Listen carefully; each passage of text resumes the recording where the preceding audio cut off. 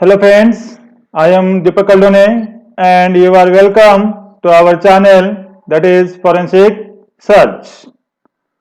आज के इस वीडियो में हम एक इम्पोर्टेंट टॉपिक देखने वाले हैं that is the introduction to law and court structure in India.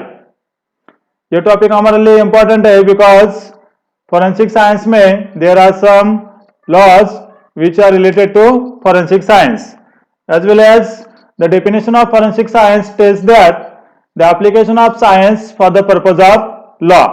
इसलिए हमें इस लॉ के बारे में थोड़ा सा इंफॉर्मेशन होना जरूरी है। तो हम इस वीडियो को चालू करते हैं with the introduction of this law.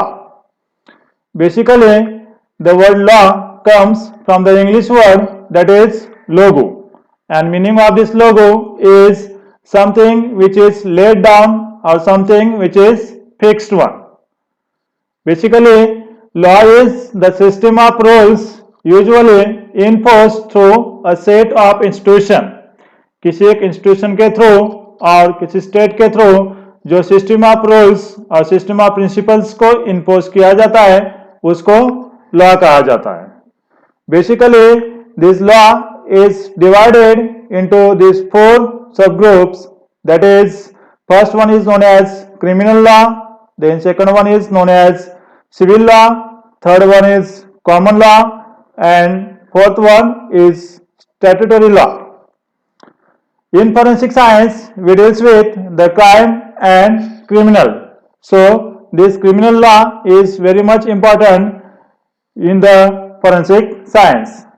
So in this criminal law all this law comes in the criminal law। Out of this first important law is Indian Penal Code that is IPC जो कि 1862 में enforced हो गया। Then second one is Indian Evidence Act that is in short हम उसको IEA बोल सकते हैं जो कि 1872 में आ गया। Then last one is known as code of criminal procedure और उसी को ही हम क्रिमिनल प्रोसीजर कोड ऐसा भी बोलते हैं। इन शॉर्ट उसको CRPC ऐसा कहा जाता है जो कि 1973 में आ गया। Out of this IPC, Indian Evidence Act and CRPC, IPC is a substantial law whereas Indian Evidence Act and CRPC is a procedural law। IPC defines the punishable offences and CRPC provides the methods of the procedure to get them punished। CRPC क्या करता है? So CRPC provides the method or procedure to get them punished, इसलिए CRPC को procedure law कहा जाता है। Now say the court system in our India। Basically in our India there is a Supreme Court, High Court, then Session Court and last one is a Magistrate Court। These courts are seen in our India। Out of this Supreme Court is the apex court। अपने India में जो supreme court है वो top court और उसको highest या supreme court कहा जाता है। ठीक है, ये सुप्रीम कोर्ट 28 जनवरी 1950 को came into existence।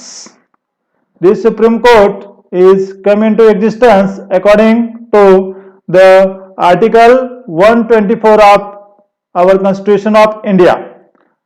अपने Constitution of India में जो आर्टिकल 124 है उसके अकॉर्डिंग ये सुप्रीम कोर्ट एस्टेब्लिश हो गया ऑन 28 जनवरी 1950 को।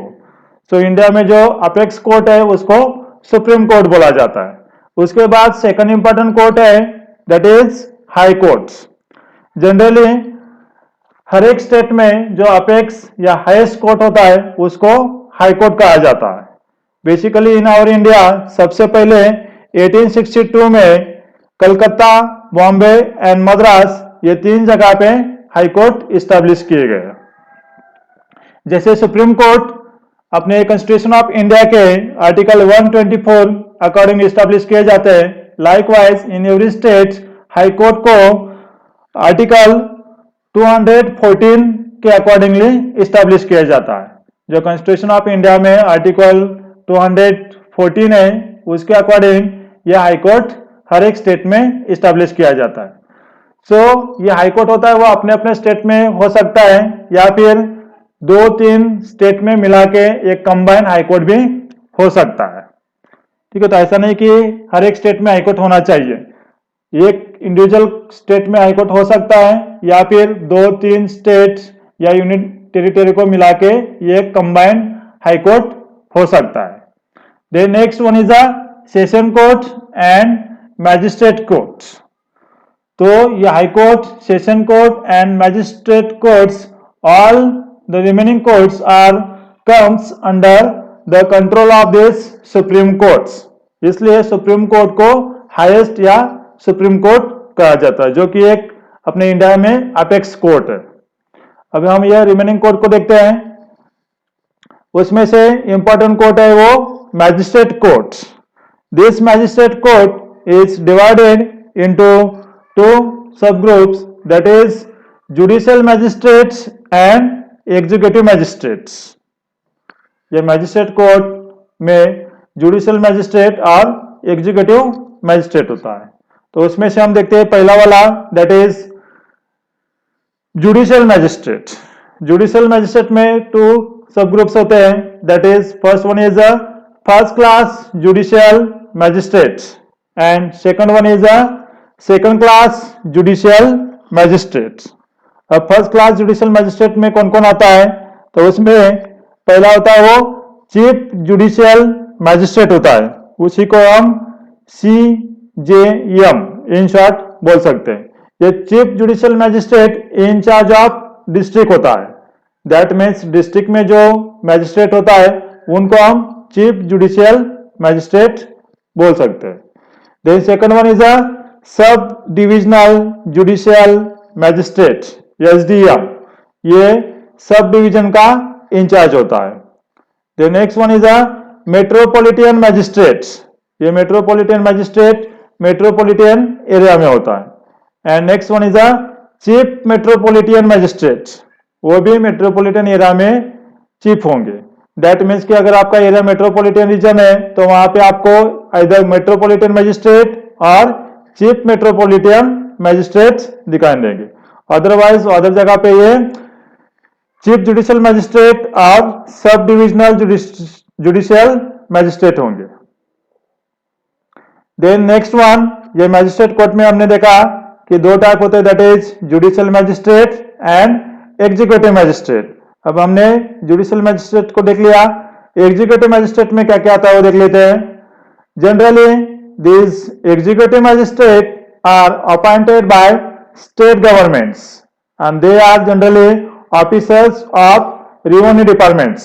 Like for example at district level executive magistrate is district collector, then at subdivision level executive magistrate will be deputy collector, and last that is tehsil level or taluka level the executive magistrate will be a tehsildar or tehsildar. So this is about the executive magistrate. Apart from this magistrate or court, that is supreme court, high court, session court or magistrate, there are some special magistrates which are appointed for special purpose only and they are appointed by the government. Means की कोई अगर special purpose है, special case है तो उसके लिए special magistrate को भी अपॉइंट किया जा सकता है। And juvenile magistrate is also there. This juvenile magistrate are for juvenile offenders. Juvenile offenders किसको बोला जाता है, जो भी ऑफेंडर बिलो 18 ईयर्स का होता है उसको हम जुवेनाइल ऑफेंडर बोलते हैं। And this juvenile magistrate is specially lady magistrate होता है। इन शॉर्ट समरी में हम ये सारे कोर्ट्स को देख सकते हैं। क्रिमिनल कोर्ट्स में हमने देखा सुप्रीम कोर्ट है, हाई कोर्ट है, देन सेशन कोर्ट है एंड मैजिस्ट्रेट कोर्ट है। सुप्रीम कोर्ट ये इंडिया का टॉप मोस्ट कोर्ट है। देन हाई कोर्ट अपने अपने स्टेट में होता है, सेशन कोर्ट डिस्ट्रिक्ट लेवल पे हो सकते हैं as well as magistrate court भी वहां पे हो सकते हैं। तो उसमें से हमने देखा मैजिस्ट्रेट कोर्ट को 2 में डिवाइड किया जाता है, एक तो जुडिशियल मैजिस्ट्रेट एंड दूसरा होता है वो एग्जीक्यूटिव मैजिस्ट्रेट। फिर जो जुडिशियल मैजिस्ट्रेट है वो फर्स्ट क्लास जुडिशियल मैजिस्ट्रेट होते हैं या दूसरा होता है वो सेकंड क्लास जुडिशियल मैजिस्ट्रेट। तो हमने देखा था फर्स्ट क्लास मैजिस्ट्रेट में आता है chief judicial magistrate, sub divisional magistrate, metropolitan magistrate और चीफ मेट्रोपॉलिटन मैजिस्ट्रेट। यहाँ पे due to lack of space ये लिखा नहीं है मैंने नीचे, that is chief judicial magistrate, sub divisional magistrate, metropolitan magistrate and chief metropolitan magistrate. फिर हमने देखा था एग्जीक्यूटिव मैजिस्ट्रेट में जो कि स्टेट गवर्नमेंट से अपॉइंटमेंट किए जाते हैं and they are specially revenue department के ऑफिसर्स होते हैं, for example district collector, deputy collector और tehsildar. So this is about the criminal courts in our India. Then next important point is sentences given by law और court. जैसे हमने बताया कि IPC में क्या है, पनिशमेंट दिया जाता है, तो कौन सा ऐसा पनिशमेंट या सेंटेंसेस सुनाए जाते हैं, तो उसमें से फर्स्ट इंपॉर्टेंट सेंटेंस है दैट इज डेथ सेंटेंस। ये सेंटेंस अगर बहुत बड़ा और बहुत सीरियस काम किया होगा तो उस केस में डेथ सेंटेंस सुनाया जाता है। The next one is imprisonment for life. अगर कोई सीरियस काम होगा उसमें अगर डेथ सेंटेंसेस नहीं मिला तो उस पर्सन को या उस क्रिमिनल को इम्प्रिजनमेंट फॉर लाइफ ये सेंटेंस मिल सकता है। इम्प्रिजनमेंट फॉर लाइफ को हम हिंदी में उम्र कैद ऐसा बोल सकते हैं। The next sentence will be imprisonment. ये इम्प्रिजनमेंट फॉर लाइफ हो गया, उसके बाद है इम्प्रिजनमेंट, वो तो इधर सिंपल इम्प्रिजनमेंट हो सकता है, रिगरस हो सकता है या सॉलिटरी हो सकता है। सिंपल मीन्स की नॉर्मल वाला, रिगरस मीन्स की उसको बोलते हैं हम सख्त मजदूरी, सख्त कारावास हो सकता है, या फिर सॉलिटरी दैट मीन्स उसको अकेले को इम्प्रिजनमेंट करके रख देंगे। Then next one is a fine, means कोई भी अमाउंट या फाइन उससे रिकवर किया जा सकता है। Then forfeiture of property, means उस पर्सन की जो भी प्रॉपर्टी होगी, संपत्ति होगी, उसको जब्त या फॉरफीचर किया जा सकता है। And then treatment, training and rehabilitation, that mean जो यूथफुल ऑफेंडर्स होते हैं उनको एकदम सीरियस पनिशमेंट नहीं दिया जाता, उनको रिहेबिलिटेशन सेंटर में भेजा जाता है, वहां पे उनको ट्रीटमेंट या ट्रेनिंग देके बाद में जब उनका 18 ईयर्स कंप्लीट होगा तब उनको लीव किया जाता है। So these are the important sentences given by a court of law. Then next important point is what is the power of a particular court और जज। जितने सारे हमने अभी कोर्ट देखे तो उसमें कौन कौन से ऐसे पावर्स या सेंटेंसेस है कि वो कोर्ट या जज सुना सकता है। फॉर एग्जांपल वो डेथ सेंटेंस दे सकता है, इम्प्रिजनमेंट दे सकता है, कन्फाइनमेंट दे सकता है या फाइन दे सकता है। और कौन से कोर्ट को ये सारे सेंटेंस या इसमें से कोई एक सेंटेंस सुनाने का पावर या राइट है। तो उसमें से अपना पहला कोर्ट है that is supreme court.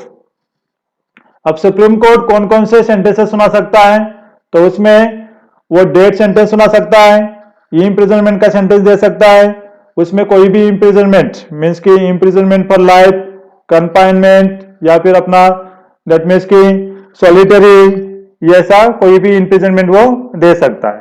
Then वो कन्फाइनमेंट का भी सेंटेंस सुना सकता है और fine up to any amount तक वो सुना सकता है। तो ये हो गया सुप्रीम कोर्ट का। देन नेक्स्ट इंपॉर्टेंट कोर्ट है दैट इज हाई कोर्ट। तो हाई कोर्ट भी एक डेथ सेंटेंस सुना सकता है, इम्प्रिजनमेंट दे सकता है आप एनी टाइप, कन्फाइनमेंट का सेंटेंस सुना सकता है और फाइन भी एनी अमाउंट सुना सकता है। देन नेक्स्ट कोर्ट है दैट इज डिस्ट्रिक्ट कोर्ट और उसको ही सेशन कोर्ट भी बोला जाता है।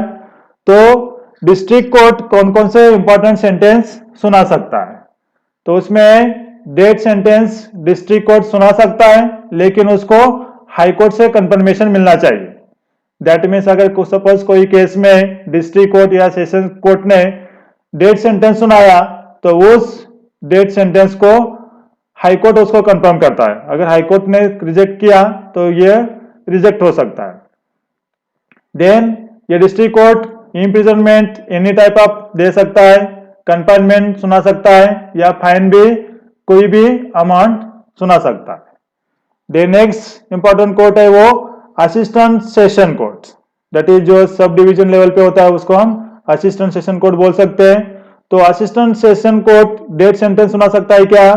तो उसको पावर नहीं कि वो डेथ सेंटेंस सुना सके। वो इम्प्रिजनमेंट सुना सकता है up to only 10 years। Then confinement as well as fine का भी सेंटेंस या असिस्टेंट सेशन कोर्ट सुना सकता है। देन है चीफ जुडिशियल मैजिस्ट्रेट और दिस चीफ मेट्रोपॉलिटन मैजिस्ट्रेट और कोर्ट कौन कौन से सेंटेंस देता है? तो वो डेथ सेंटेंस नहीं दे सकता, इम्प्रिजनमेंट दे सकता है, वो भी सिर्फ अप टू 7 years तक, मीन्स 1 year से लेके मैक्सिमम 7 years तक चीफ जुडिशियल मैजिस्ट्रेट या मेट्रोपॉलिटन मैजिस्ट्रेट सेंटेंस सुना सकते हैं। देन कंफाइनमेंट सुना सकते हैं और फाइन भी अप टू एनी अमाउंट तक सुना सकते हैं। देन नेक्स्ट मैजिस्ट्रेट है that is judicial magistrate of first class, that is JMFC and metropolitan magistrate. यहाँ पे चीफ मेट्रोपॉलिटन मैजिस्ट्रेट है और यहाँ पे ओनली मेट्रोपॉलिटन मैजिस्ट्रेट है। तो ये जेएमएफसी एंड मेट्रोपॉलिटन मैजिस्ट्रेट भी डेथ सेंटेंस नहीं सुना सकते, दे इम्प्रिजनमेंट सुना सकते अप टू ओनली 3 years तक, एंड कंफाइनमेंट का और फाइन का सेंटेंस सुना सकते हैं, उसमें fine maximum up to 5,000 rupees तक वो सुना सकते हैं। And then last that is judicial magistrate of second class. तो इनको कितना पावर है? तो ये डेथ सेंटेंस नहीं सुना सकते, imprisonment only up to 1 year तक दे सकते हैं, कंफाइनमेंट कर सकते हैं और fine only up to 1,000 rupees तक इम्पोज कर सकते हैं। So this is the power of different जजेस। इसमें इंपॉर्टेंट है हमें कि डेथ सेंटेंस सुप्रीम कोर्ट और हाई कोर्ट सुना सकता है, as well as district court भी सुना सकता है, लेकिन उस सेंटेंस को दैट मीन्स डिस्ट्रिक्ट कोर्ट ने अगर डेथ सेंटेंस दे दिया तो उसको हाई कोर्ट से कंफर्मेशन मिलना चाहिए। सो this is important point, that is the power of court और जजेस। तो समरी में हम बोल सकते हैं कि इस वीडियो में हमने देखा कि introduction to law, then different court system in our India, then the different sentences given by court and the power of court और जजेस। So thank you for watching our video. Thanks. Jai Hind.